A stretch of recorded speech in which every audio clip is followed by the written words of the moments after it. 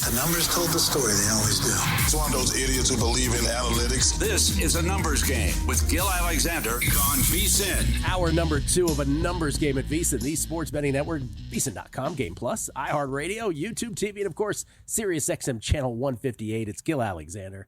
It's my little buddy Kelley Bydlon over here, everybody. Kelley Bydlon, producer number 9, so much more than a producer. Joe Serralo will be in this chair for the rest of the week. Right. Looking forward to that for everybody. Still to come this hour, Jason Weingarten in studio. Find out how his Super Bowl went. Matt Grissom on college hoops. Carl Sack. We had a little technical issue a little earlier. Going to talk some NBA with us here momentarily. Just a couple more tweets here. This is from A. Brown at Down in Jungle Land. He said, most exciting moment of the game for me, Eagles false start on a 24-yard field goal attempt and let the shortest field goal over 26.5-yard prop cash. Wow. That's great. That's great. A few eyeballs shot my way after I shot up off the couch yelling, he jumped in the midst of a 27-0 dud of a game. That is one of those games where there was such a divide between football fans who are not bettors and actual bettors, because only bettors cared about what was happening the rest of that game. The total coming into play late, like that. Everything, I mean, from all a the betting props. standpoint, that was huge. Yeah, it was still all live. And Joe adds also from Southern Cali said, "Okay, Hurts MVP was still up for me with 4 minutes left to play at minus 5,000. Yes, a lot of juice, but I would have thought they take that off a lot earlier. Was thinking if I should unload on it, but couldn't get myself to do it." Yeah, some books had up live MVP lines, and Josh Sweat, I mentioned him earlier, got as low as, I think, 4-1 at one point. But even then, I noticed the Sweat thing earlier. I'm like, I don't know, maybe Sweat's doing something here. Even then, my next thought was, yeah, but like, you can't. You can't. There's no defense. By the way, Williams ended up with as good a stats as Sweat did also on the defense when all was said and done. When it's as comprehensive a blowout as that, it is virtually impossible for any individual player to get that. Cooper DeJean, pick 6, Sweat with 1.5 sacks. 2.5, right? I think it was 2.5. Did he end up with 2.5? Williams ended up with a forced fumble and 1.5 sacks, I believe, as well. So I mean, they were just so dominant everywhere.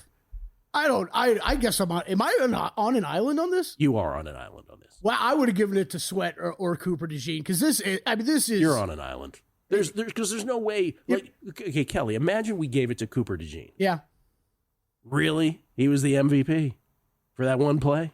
It is representative of how dominant the defense was, especially early in the game. Representative, though, like Jalen Hurts was padding stats when they had to blitz, and he just was able to take off up the middle with no defense standing in his way. You can't give it as a representative award. You just can't. You either, I mean, listen, the defense was the MVP. Vic Fangio might have been the MVP, and all those guys were great.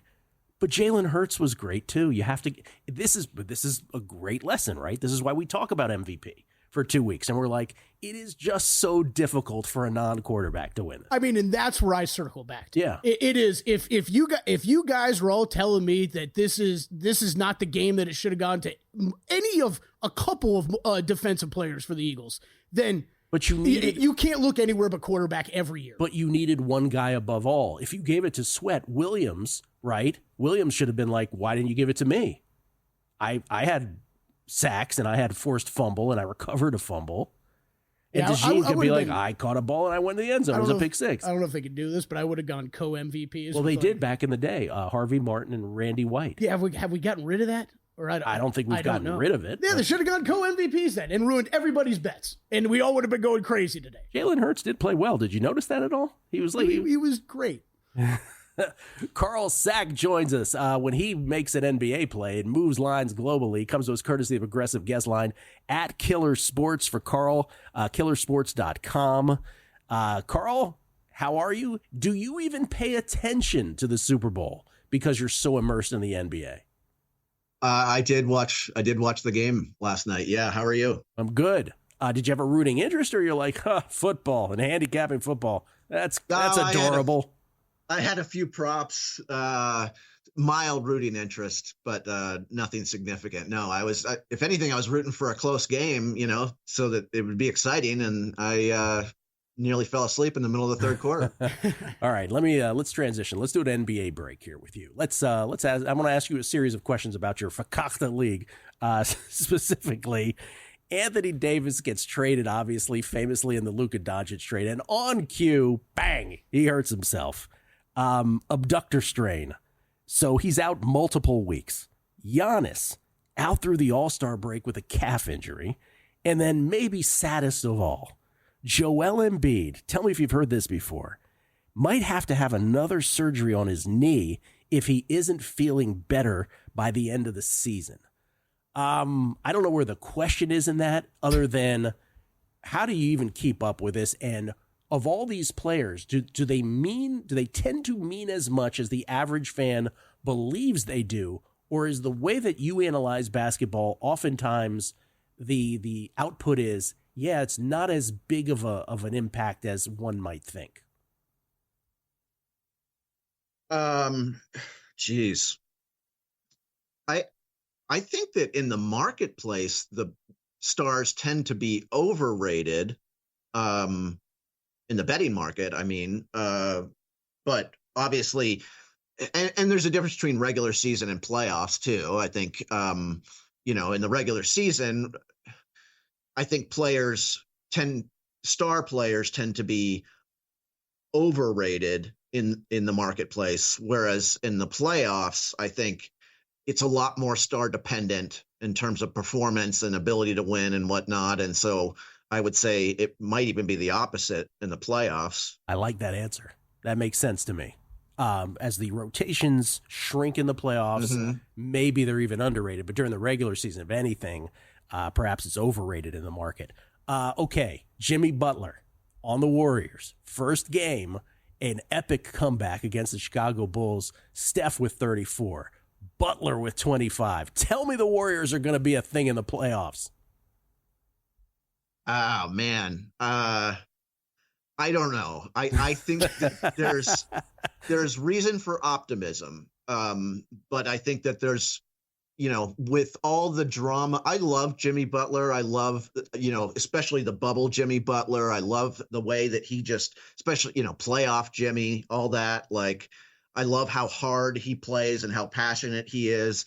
But the drama that went on with Miami was, and some of the drama that he's had in his career is off-putting and concerning. And so, you just don't know. Like, I saw this fake tweet yet a day or two ago that said that Golden State had suspended Butler for missing a practice. And I was like, are you kidding me? And I believed it, That's the kind of thing that you just don't know what's going to happen, are him and Draymond going to get into a fight, Any day now. Yeah.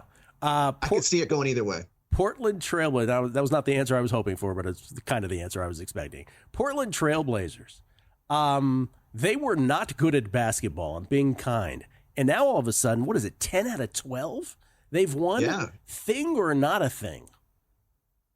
I think that they're underrated in the marketplace. They covered 11 straight, and before that last loss that they had to Minnesota, I believe it was, and they really just shot terribly from the three-point line in that game. And Robert Williams, who I think is one of their better players, he got hurt. He's questionable, I believe, for tonight's game, but I think that they're still underrated in the marketplace. And are they a thing? Like, no, I'm not going to make the playoffs. But they are not somebody that they're playing Denver tonight. And I think that spread seems a little high to me. Is there a play on that? I think I'm going to probably play Portland. The line's 9.5 right now. I would like to see the status of Williams. MPJ is questionable for Denver. I think he's definitely underrated in the marketplace. If he misses, he's very significant, I think, to Denver. And if he misses, I'd definitely be playing Portland. Kelley, you playing that game? Yeah, I think this is probably a play for me tonight. Not much on the NBA card for me, but this was one that jumped out to me, Carl, at 8.5. Jeremy Grant with a questionable tag next to him, too. I'll circle back. This Portland team was bad.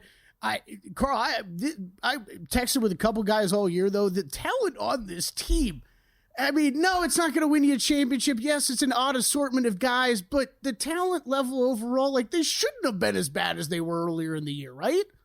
Yeah. I think it's just taken Chauncey some time to get the players all on the same page. And I don't know that they're, going to be even a 500 team going forward necessarily. But they've been on quite a run lately.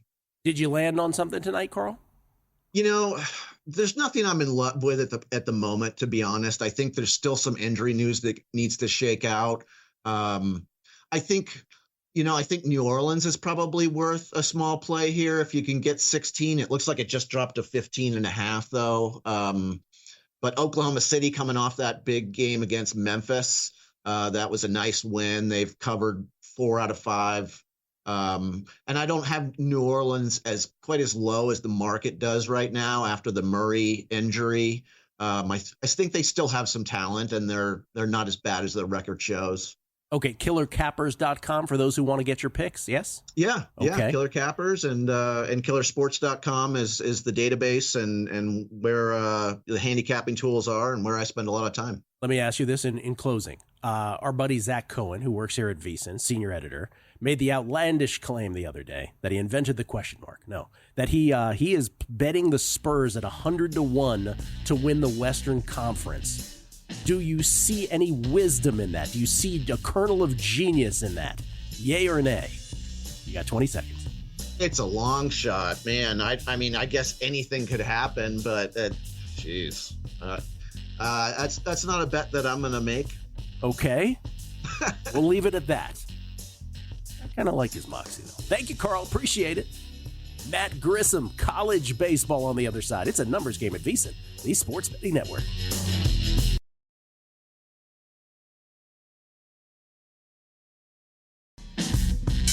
Numbers game on VSiN, the Sports Betting Network. Attention all serious sports bettors. If you're thinking about playing in the 2025 Circa Million or Survivor contests, now's the time to get ahead of the game with Winner's Circle Proxy and VSiN. Sign up today for exclusive offers, including a drawing for a free Circa contest entry with proxy service, plus lock in special pricing on Winner's Circle Proxy service for 2025. And as a bonus, you'll get access to expert contest strategies from past winners and VSiN pros. Don't wait. Head to winnerscircleproxy.com/VSiN. That's winnerscircleproxy.com/VSiN. Gill Alexander, we get tweets at Beating the Book. Jim Olishwier. I don't know if I'm pronouncing that right, Jim. I'm sorry. He's at real... I don't even know what that is. He says, Gilly, come on. The hate for the halftime show was not because we're divided. Well, I didn't say it was because we're divided. I said we are divided on it. He said it's because it sucked. Couldn't understand a word. He may be great to the folks that like this genre, but this audience is definitely not it. Shame on the NFL for forcing it on us. You're right on the surface, Jim, but there is also... I don't know. People go beyond just the simple lyrics part and that. So I'm just saying it's a bigger divide than I think you're making it out to be. But all your points are valid. New Jersey, New York, talking about Carl. He goes, mild rooting interest as a Broncos helmet rests in the background. Mark Geiger, in-house attorney. Same deal for the over 47.5 long field goal prop. Made a winner by a penalty, turning a 45-yard attempt by Elliott into a 50-yarder. Yeah. Jason Stark. Stearns takes the first set 7-5. Yeah, for subscribers, we had 4 tennis picks in Doha in Qatar on the hard court. Peyton Stearns. I'm learning. She's up a set and a break now. We split the first 2 overnight. We hit on Sramkova and lost on Ito. You know who those 2 girls are, Kelley. I've warned you so many times about betting Ito. You're like, what are you doing? Come on, man. And so the other 2 dogs we have left are Stearns and Svitolina. Stearns up a set and a break. Svitolina, they're in a third set now on serve. So Svitolina Vondrasova is the one we're sweating there right now. And if Stearns can hang on, good for us. This is also from, pardon me, one more here. This is from C. Spackler. Serious question. I don't follow rap music, no problem with it, or other music I don't follow, but I can't make out the lyrics, so it's not enjoyable for me. Is that just my old age? Yes. In the words of Eddie Murphy. Yes. And then some, ladies and gentlemen, some VSiN host on VSiN host crime. Matt Brown, our old primetime action co-host, chimes in. The Super Bowl winning quarterback scored 3 touchdowns. He means 2 touchdown passes and 1 on the ground. That's all you need to say. The conversation ends there. We know how this award works. Kelley woke up this morning and looked in the mirror and said, "Self, I think I'm going to say that dumb thing. Try and stop me. I'm going to do it." Man. And he did it. Thank you, Matt Brown.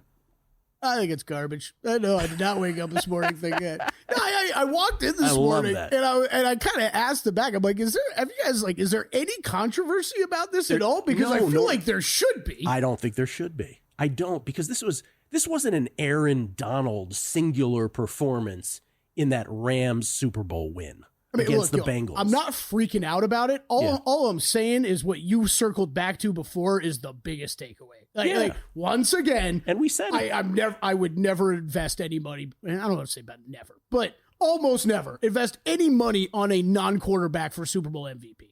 Right, but Matt's point is what sort of my point is that, yes, as great as the defense was, it wasn't like Jalen Hurts was like a wilting. What's the metaphor? Sure, he was a shrinking violet, or what? He was good. The defense put that team in front from the very beginning of the game. You're 100% right. But as long as there's not one individual above all. By the way, it was almost too big of a blowout for anybody to be like, well, boy, that Josh Sweat, because a lot of Josh Sweat, in addition to his box score stuff, was him pressuring the quarterback. He was playing great, but it's like you're not going to get an MVP for constant pressuring.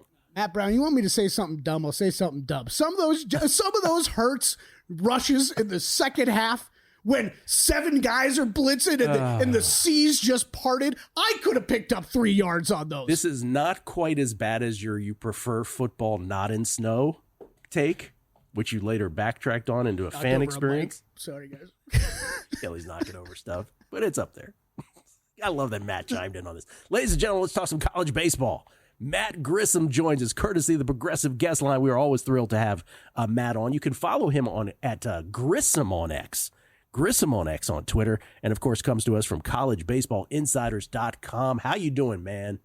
I'm doing good. College baseball is finally here. It just so happens to be on Valentine's Day, so like you say all the time, how can you not be romantic about baseball? Yeah. And I'm going to do Kelley no favors here. It's like get on the beat up Kelley train. I'll throw you some names, try to one up Gill with the tennis names. We're going to talk about Bydlon, Gackle, Canarella, and Canuck today. So get your pen ready because we'll have a spelling lesson after this. Okay, I also want to just say, well, we don't have time, so I'll get to this after with Jason. But there's a Super Bowl hack that I want to talk about next segment too that has to do with other sports like this on Super Bowl Sunday. Okay, Matt, for those who are uninitiated on college baseball, we here on the show have made a little cottage industry, and you've been a big part of that, of betting college baseball to wild fortunes at some points, in some cases. Here's what I recall from last year, and you tell me just individually if these guys are going to be prominent or if these teams will be. But I obviously remember Jace Laviolette from Texas A&M. Weren't they like 1 out short from winning the title or something like that, and then they didn't do it? Am I remembering that correctly? And won. They beat Tennessee in game 1, and then Tennessee just really slammed the door. Game 2, then game 3. Yeah, it was a wild pitch away. Oh, it made it a lot closer than what it was, but ultimately Tennessee got it done. And then of course Jamie Arnold, the pitcher from your Seminoles, Florida State, Kelley. He'll be back in college baseball, so can't wait for him. Anyway, go Noles. What's that? Let's go Noles. Let's go. Baseball's the only he's sport. The best pitcher in the country. The problem is he's got nobody to back him up right now. Tennessee and LSU, the co-short shots at plus 850. A&M, the aforementioned Aggies, at 9-1. Then everybody in double digits. Florida State's in there, Kelley, at double digits, 17-1. All right, Matt, I bring the floor to you. Where do you want to go with this? Let's start with the stadium that's in the background here. It's my own backyard, Arkansas Razorbacks. Not a homer pick. Dave Van Horn continues to be probably one of the best coaches in college baseball that has not won the big one. But you talk about balance of pitching staff.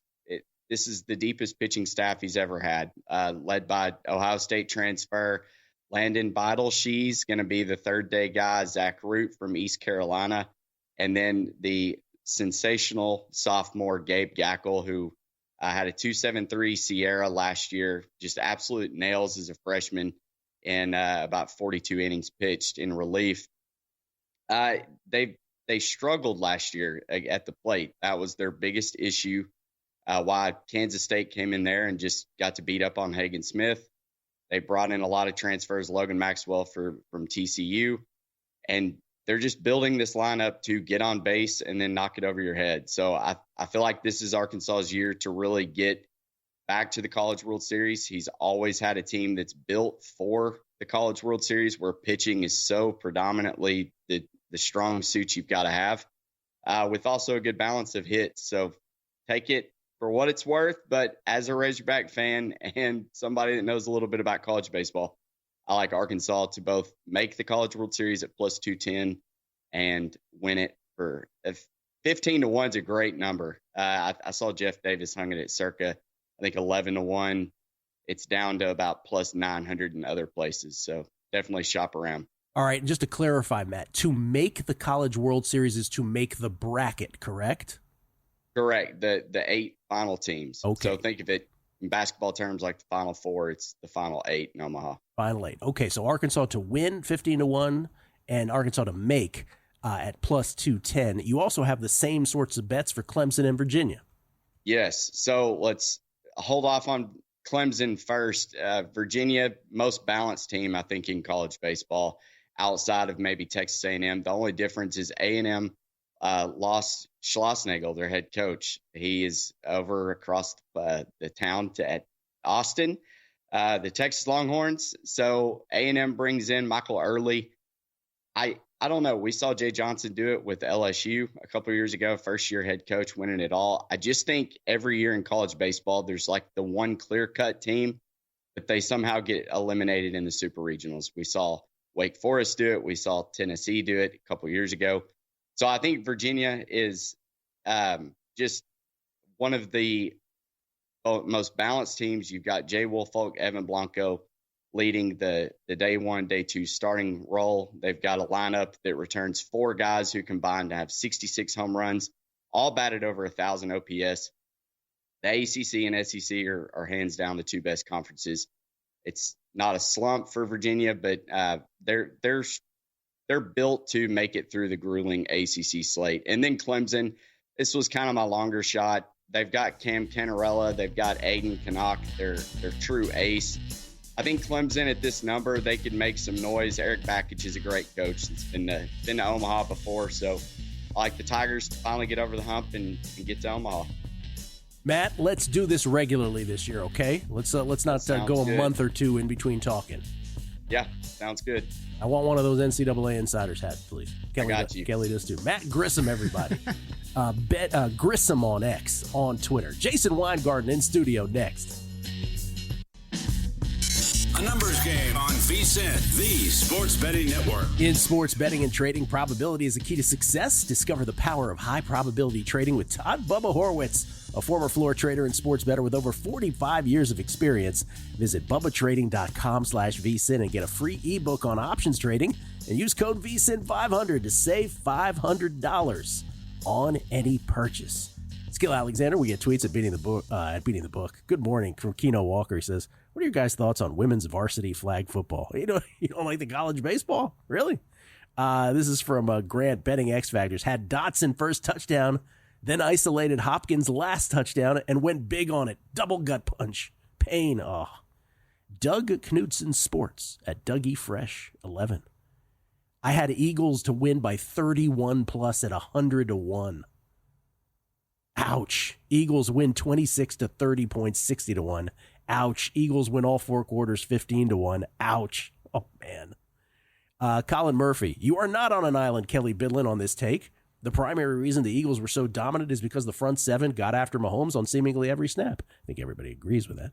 Ertz was good, but Josh Sweat was up in Mahomes' business multiple times. He's your MVP. He was great. I was the first person to mention him on our group chat. He shouldn't have won MVP. You can't put his performance over the other guys on defense, was my only point. Ladies and gentlemen, we are blessed to have this guy in studio with us for the second time in 2 days, because Kelley and I did a special hour of a numbers game yesterday on Super Bowl Sunday. You know him from being under a cloud of smoke. He remains under a cloud of smoke. At Spreadopedia on Twitter, but in the flesh, it's Jason Weingarten. How you doing, man? Good. It's baseball season. Good Super Bowl yesterday, and we're on to baseball. Were you a winner?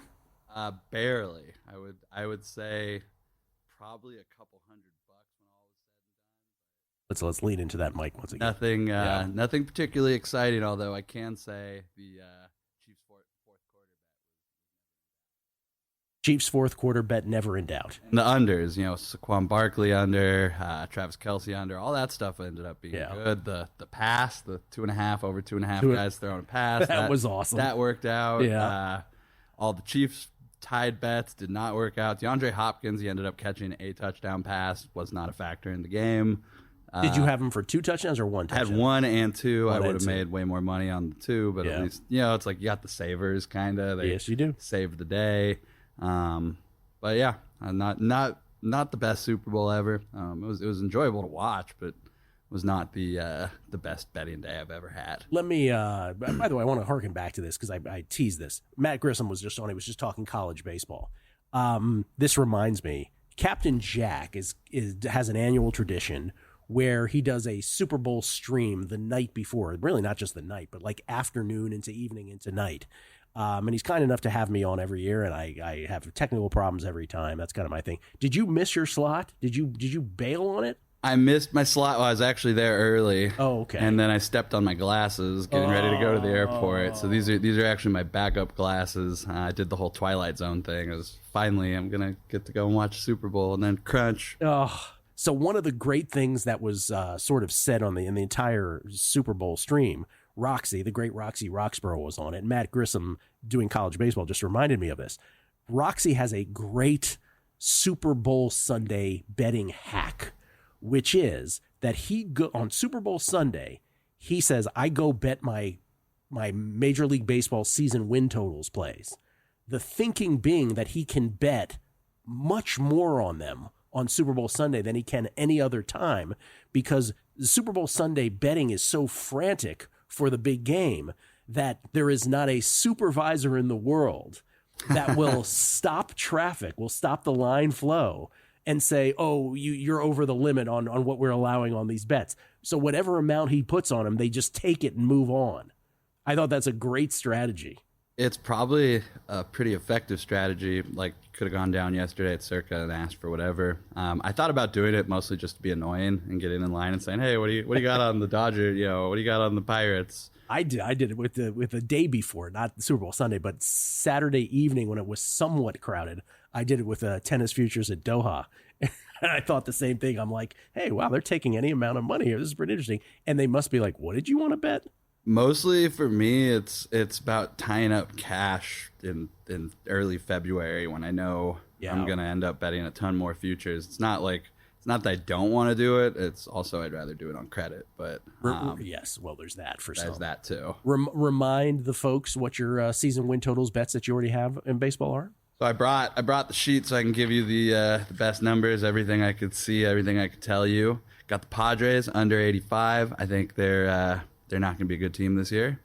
I got the Dodgers under 104. I actually have them at 103. I don't think the Dodgers have an incentive to win over 104 games. I just don't think that the front office, the way they go into the season, they don't care if they win 110 games, 105 games, whatever. Like, the goal is to win the World Series, not to The goal is to win the division, have the best record. Yeah, and speaking of winning the division, I don't know if you've ever seen a number like this, but I saw at Circa Dodgers are minus 700 to win the division. Have you ever seen a number that high preseason? Wow. Minus, I don't think I do. I don't think I have either. Yeah.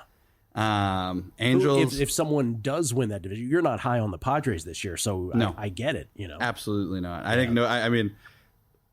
think Dodgers are just going into training camp, especially or spring training, especially if they end up trading for Nolan Arenado. I think on paper this is the best assemblage of talent. Oh God, I don't even know how many years. You want to say really trading for Arenado? I think they're trying to get him to basically be one of their utility / bench players. Why not get Bonds out of retirement and just do Why that? not? Let's do it. I'm all for it. That's batting cleanup, Barry Lamar, Bonds.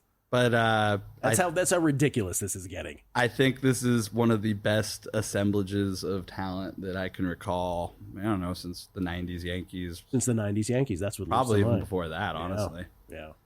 Padres under, Angels under 71.5. I don't like. Oh wait, the Angels. I was going to say, did we hear that one from you before? No, we haven't talked about that yet. Angels under. So okay, Dodgers under. We've heard from you just because it's such a gaudy number. Padres under. You've made the case here on the show. What's the Angels under about? They're just not a good organization. Like, I don't buy Yusei Kikuchi as your marquee offseason signing. Like, congratulations, you're trying. You're not trying hard enough. Like, I just first thing I do when I start looking at win totals is I circle the bad organizations and I look at what their numbers are to make the playoffs, miss the playoffs, their win totals. I've mentioned this before. A lot of times people are always focused on the head of the pack, the best teams, but you're a cheetah in you're tracking down prey. You go for the slowest gazelle, not the fastest. So I'm always trying to pick off the stragglers first before I decide who's going to win the World Series. I try to figure out, well, who are all the worst teams? What are they projected to do? And, let's see where we could find the value there. Like, for example, the Rockies. Rockies are at 60, which, again, the Rockies aren't a good team, but they are an average team, at least at home. So 60 wins isn't asking a lot out of a professional baseball team. Like, guys don't go out there and try to lose every day. 60 wins, like, I could take the over on that with the Rockies. Could or have? I have. I didn't do it here. Like I said, I like to do a lot of this on credit when I can, at least to start. Well, but over 60, great number. I mean, like, you walk backwards into 60 wins unless you're the White Sox, I guess. And remind folks what the White Sox unbelievably anemic season win total number is? 52.5. Oh, didn't we have it at the high 40s when it first came out? I thought somewhere. It might have moved. I have opening numbers here. But that's what you're talking about. It's so low that even the worst outfit, right? Even the worst baseball teams, usually, not always. I don't want to touch the White Sox. I'm telling you, I don't mind betting the Rockies over 60, but the White Sox, just as a team, like when you look at that roster, you're not doing it. You don't have to bet every win total. And that's one I'm going to pass on. The Braves was the other one I mentioned, under 92. We actually, by the way, and I won't name names, but one of our listeners happens to be in the White Sox organization. Yeah. And on the down low, he's sort of like lets us know that things are grim. Things are grim. And that's the thing is, especially like the Marlins are another team. Like, you could just like you could read some of the comments, like the new manager who's from the Dodgers. He was saying every day is a day to improve. That's how they're going into the season. That's not a winning strategy. That's not a team that's I'm not saying they're not trying to win, but that's not a team that's committed to winning. And then you look at there to make the playoff odds again. I was saying the Dodgers to make the playoffs are minus 700. The Marlins are minus 1,000 to miss the playoffs. No, excuse me, they're minus 10,000 to miss the playoffs. They're 25-1 to make the playoffs, minus 10,000 to miss the playoffs. I've never seen a number that big, except the White Sox. The White Sox are minus 27,000. So. They're saying don't even show up to spring training. Apparently, minus 27,000. It's very specific. Yeah, 27,500 actually. So you got to lay the extra 5. Yeah. So how many season win totals total is that? That's 4 or 5 so far. Dodgers under, Padres under, Angels over, Rockies over. What was the fifth? Let's see. Sorry, I got it right here. Got it right here somewhere. We got Padres under, Angels under, Dodgers under. Rockies over, Braves under. Braves under. Hold that thought. Hold that thought till after the break. More baseball and random betting thoughts from Jason Weingarten under a cloud of smoke, but in studio right here on a numbers game at VSiN, the Sports Betting Network.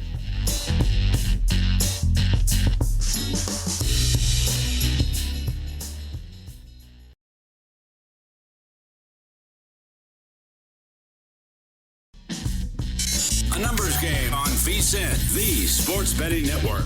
Back on a numbers game, live from Circa Resort Casino, downtown Las Vegas. It's Gill Alexander. Kelley Bydlon is behind the glass because Jason Weingarten is in his chair at Spreadopedia on Twitter. Always thrilled to have Jason in the few times that we have been able to through the years.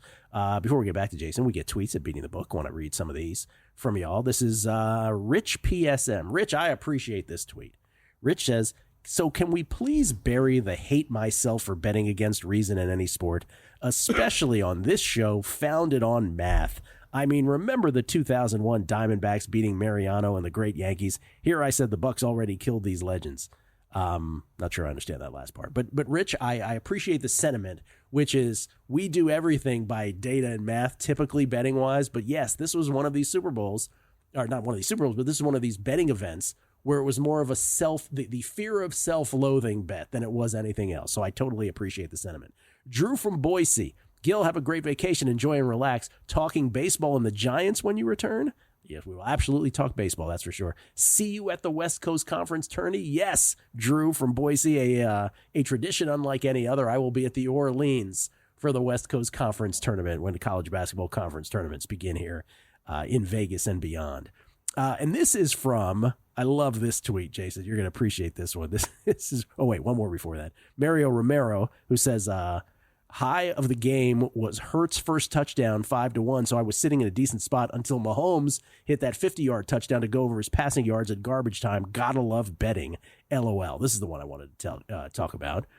D-Gen Southern Gent. Gill, I don't recall ever wanting to turn off a numbers game, but hearing Jason say the Dodgers are going to get Arenado almost triggered that. I have never hated a professional sports organization as much as I hate the Dodgers. See, I think a lot of people feel that way. He's not like in his prime anymore. He has a huge contract. I don't really see what the deal is. Yeah, like, but you know what happens. I know. He'll put on a Dodgers uniform and all of a sudden he'll hit 30 again. Probably. I hope so. Frank Alexander. Hey, Gil, listening to you bring up the Roxy game day hack and had the pleasure to run into him at the Westgate last Wednesday as I was shopping props. He was looking at regular season win total baseball totals. He was kind enough to lend me his ear for 10 minutes and share wisdom. Roxy is not only the best dressed man in any sports book, but also the kindest and the greatest gentleman there is. Yeah, you take the approach with the Dodgers, and let's just be clear. Jason is not a Dodgers fan, ladies and gentlemen. He has made that clear. I went 2 games last year. Okay.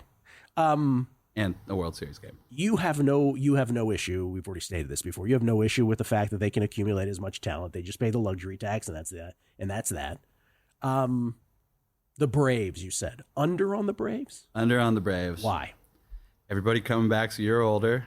Got Chris Sale, who was great last year. Couldn't finish the season. Cost me a lot of money. They were 1 game away from not making the playoffs. Anyways, had to come down to that. Remember? I mean, that was a crazy last day of the season. Doubleheader, win, lose, what's going to happen? How great was that? Came down to the last day of the season last year. This year, they've already said Spencer Strider's not starting the season with them. Ronald Acuna's not starting the season with them. And coming off an ACL injury like that, you don't come back 100% day one. A lot of times it takes you a while to get your timing, get your power back. So expecting MVP Ronald Acuna back on day one is a lot. I just think it's a very high number for the Braves, especially in a division with the Mets and the Phillies, who are going to take a lot of wins. I could see them going under 92 wins. I could also see them missing the playoffs. They're 205 plus 205 to miss the playoffs here at Circa. I think that's a good number. They came down, like I said, the last game of the season last season.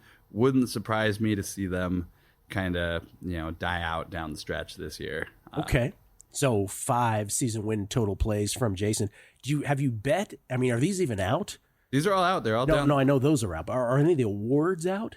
I've seen Cy Young. I've seen MVP. I saw Rookie of the Year at Caesars. I have not bet any of those yet. My first look through the markets, there was like nothing. I was like, oh, I got to run out and bet that number right now. This was the end of January they first showed up.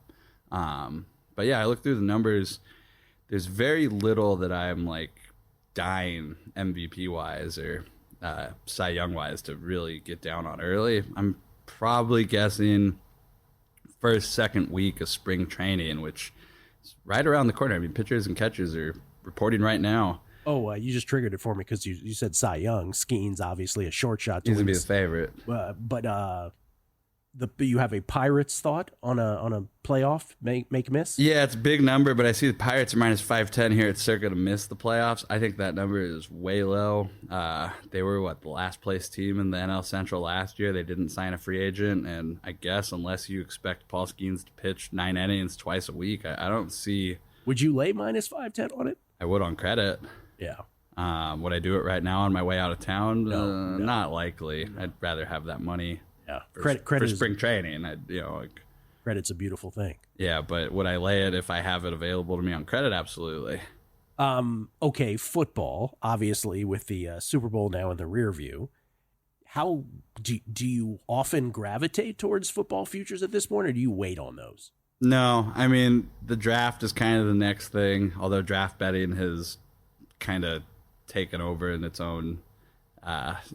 There's no. It ain't the lock it used to be. It's not the just show up and bet money and win money thing that it used to be. Now there's a million people giving out plays and telling you what's going on, and it's a more competitive market. But as far as NFL futures, unless you have something that like you really like a team you really think's bouncing back next year, it's baseball season for me. It's time to change attempts and completions and rushing yards to ERAs and strikeouts and home runs. I love it. It takes a week or two to in your head, the terminology. Like I'm still thinking, touchdowns, and I got to start thinking home runs. But I do appreciate. Here's the thing, what's the Deion Sanders? When Deion Sanders used to play both football and baseball simultaneously, he had the famous line that I mentioned before. It harkens back to the old anti-drug campaign on TV, which was he used to say, baseball is my brain, football is my brain on crack. And that's how I feel like it when it comes to handicapping the two sports also. And baseball, I know younger generations don't like it, but man, these seasons have been awesome lately. Like the most recent seasons. You mentioned the close to the regular season last year.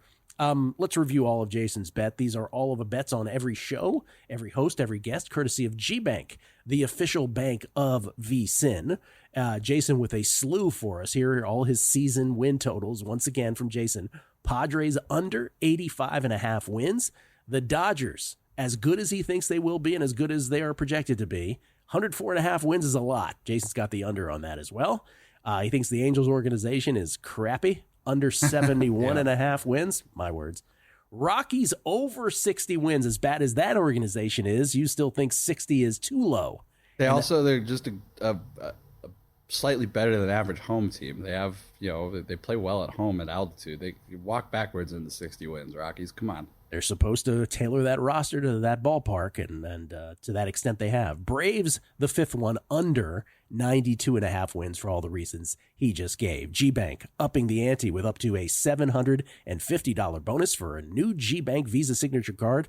If you're a new GBank Visa Signature Card customer, that is. First, new customers who spend $1,000 on eligible purchases within 90 days from account opening receive a $250 bonus. In addition, if you spend $50,000 on gaming and sports app loads within the 30 days of account opening, you'll receive another $500 bonus. That's potentially a $750 bonus. They did the math for us. Apply now at VSiN.com/GBank. That's VSiN.com/GBank. Subject to credit approval. Terms and conditions apply. We didn't mention this, but you were here in town, obviously, and you remain in town. You're flying out today as well.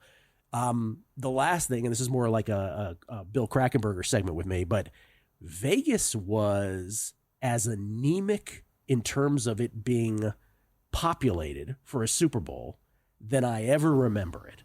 And I don't know if it was because the Super Bowl was here last year, and those that were more likely to come to Vegas this year sort of had that experience. And even to watch it here in Vegas, they were like, yeah, that was kind of expensive. I'm not doing that again. But I know one unnamed, I will not name, I know one casino executive that I know who said it's as if we kept raising prices until they said uncle. And it finally happened. Was that your impression? Very expensive to come to Vegas even for a weekend now. I've been coming here, I don't even know how many years, since 2006 regularly, I'd say. Prices have gone up on everything. It was relatively cheap to get a room here this weekend, which I thought was surprising. Yeah.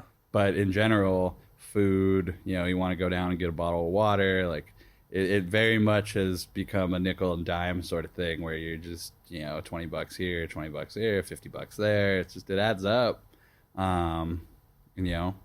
It's fun. I love Vegas, but it's definitely not a budget friendly town anymore. Well, glad you came by. Glad you came by yesterday. Thanks for coming in studio today. Thanks for having me. A lot of fun. I always love being here. Jason Weingarten at Spreadopedia on the old Twitter machine. Stearns with a win for subscribers at VSiN.com/picks. And Svitolina right now 2 points away. Come on, get there. I'm on vacation. Joe Serralo next for the rest of the week with Kelley. Enjoy. Stormy next here on VSiN, the Sports Betting Network.